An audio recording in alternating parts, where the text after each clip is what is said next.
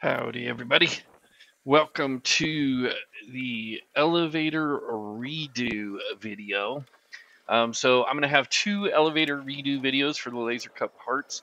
This is the first one. This is disassembly. So the disassembly one is about 14 minutes of me just tearing apart the elevators. So there I have the trim tab. Thankfully, my trim tab was not the one piece that they send for the trim tab, which is the spar part, was not laser cut. So I went back through all of my videos, found that particular thing, and then I was like, oh, thank goodness it was not. It had the blue stuff on it, so it wasn't laser cut.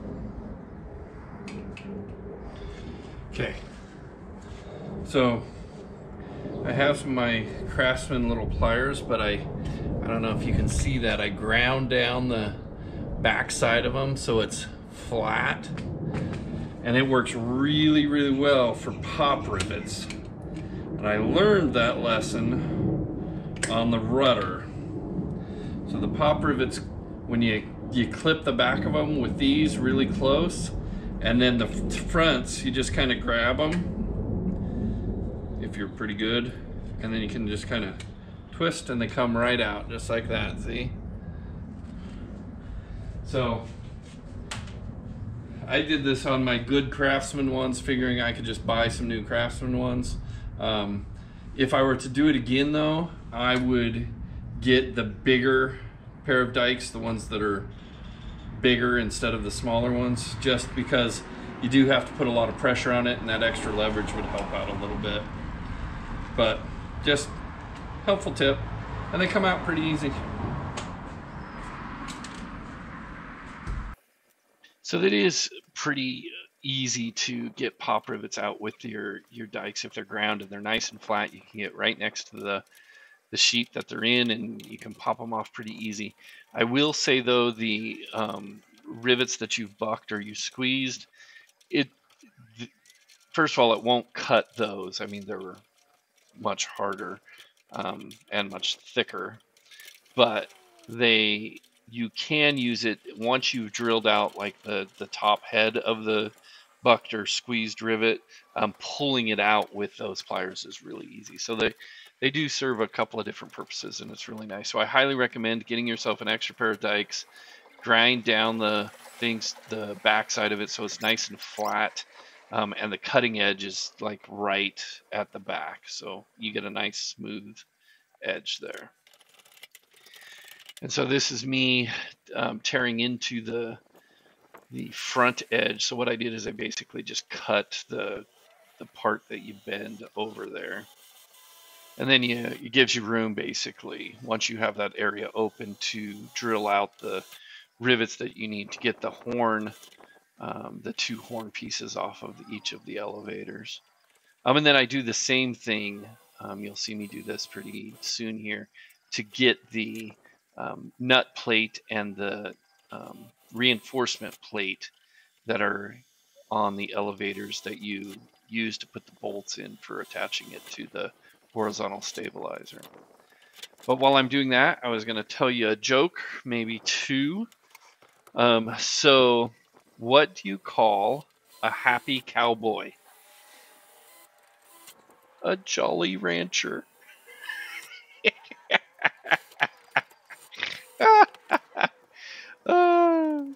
Okay, one more. Where do sheep go on vacation? Ready? The Bahamas. Those are dumb. But it's okay.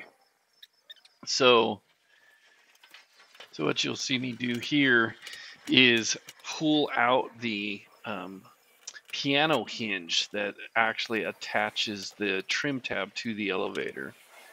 So the piano hinge, basically you just drill it out because you can reuse that. And it's pretty easy to get out. It's just a bunch of rivets that you just drill out, and it'll come right out. You do have to be careful though. One quick tip here for that.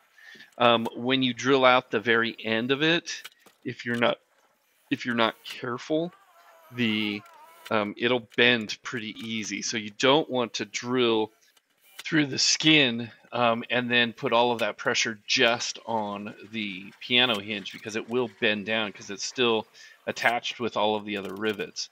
So you don't want to do that. So you want to make sure you're pretty careful with that, and don't press too hard. And the piano hinge is kind of flimsy, and I did have to kind of straighten it out after the fact, because it did have, as you're pushing, even you can see me kind of adding the clecos there. Even though you're adding clecos, it still pushes a little bit, so you have to straighten it a little bit when you get done pulling it out. But otherwise, it was pretty easy. It wasn't too hard to get out of there. And then as you take it off, you have a couple of rivets that are never friendly. Then I use my flat, you see me use my flat pair of dikes there that I can pull out the bottom parts of those rivets that were stuck on there, so I did that. And then you can see me again just cutting that front bent over edge so I can get at the two, well, this is the inboard side of the elevator, getting the doubler that's hooked, that the nut plate is hooked to. And then I cut open a big hole so I can actually get the nut plate, because once you drill out the rivets for the nut plate, it actually falls inside your elevator. So I just cut a hole in there so I could reach in there and grab it. And then that doubler plate is wider than the opening, so you have to kind of cut it out on both sides. And then you just drill out all of the rivets on the doubler plate. Now, when I was originally putting this together, one of mine, I did the shop head on the inside of the elevator and the working head on the outside, and then the other ones I flipped it. So it was a little bit more difficult to drill out the ones that had the shop head on the inside, because I wasn't drilling the shop heads. I was actually drilling the smushed part of the head. That is not recommended. I don't do that. Just FYI, you don't want to do that. And then here I am. I'm just removing the counterweights, and you just kind of put those off to the side. They were pretty easy. You don't really have to do much to those other than take them off and put them on your new one when you're done. And then you unscrew the bolts that attach it to the horizontal stabilizer. You'll see me do the exact same thing on this elevator that I did on the previous elevator, so there's not a whole lot of new information there. Cut it out, you get the horn off, get the doubler plates, and then get the nut plates for the bolts, and you're pretty much set to go. I did find it was a little bit easier to drill those out with it standing up, because I had to, if it was laying down, I was always pushing against it, and I had to kind of hold it. As it's like this, I just kind of make sure it's lined up and I'm good to go. But it was pretty easy. So not a whole lot, all in all, not a whole bunch came from the old elevators that went into the new elevators. It's only I guess it was 5 pieces, well, 6. Well, it depends on how you count. So it's the horn, the doubler plates, the nut plates, the counterweights, and then the one that has the trim tab, you keep the trim tab motor, the trim tab wires, and the piano hinge. And then depending upon your trim tab, if you had one that was laser cut or not, you might have to just redo your trim tab. So not a whole lot of things needed replaced. That was kind of nice. It only took, I don't know, a couple of hours to get everything kind of cut apart and separated, and then set in my piles so I know what I need to do. So it wasn't too bad at all. But I do have to tell you that I liked the original tips, the counterbalance tip parts of the wings. They fit together much, much better. The newer ones, for some reason, they just seem to be kind of out of whack. It took a lot to straighten them, whereas the original ones I didn't have to do a whole lot to straighten, which was nice. So again, not a big deal. You know, an extra 10 or 15 minutes of straightening stuff's not a huge deal, but it was just a pain. You know, when I didn't have to do that before, they were pretty kind of straight to begin with, and I just had to do some minor stuff. On these, I had to really work at it to get them to line up straight. So the next video will be building the elevators, and I'm going to do it all in one shot at super speed, because you've seen me build the elevators before. There's other videos out there. You can go watch those if you want. But I'll do like super speed for the rebuilding the laser cut part elevators, and hopefully have less than 10 minutes for you to watch, and it'll zoom through it real quick and you'll be good to go. So I will leave you with this video with an explanation of everything that I got done and where things stand. So feel free to like and subscribe. Talk to you later. Bye. So do you guys want to see my pile of pieces from the laser cut parts? So I did go through a few things, and I don't know, where did it even go? Okay, so my piece that they did replace, because I thought it needed replaced, I went back and watched the video. It did not. It was punched. It was not laser cut, so I do not have to replace my trim tab, which is nice.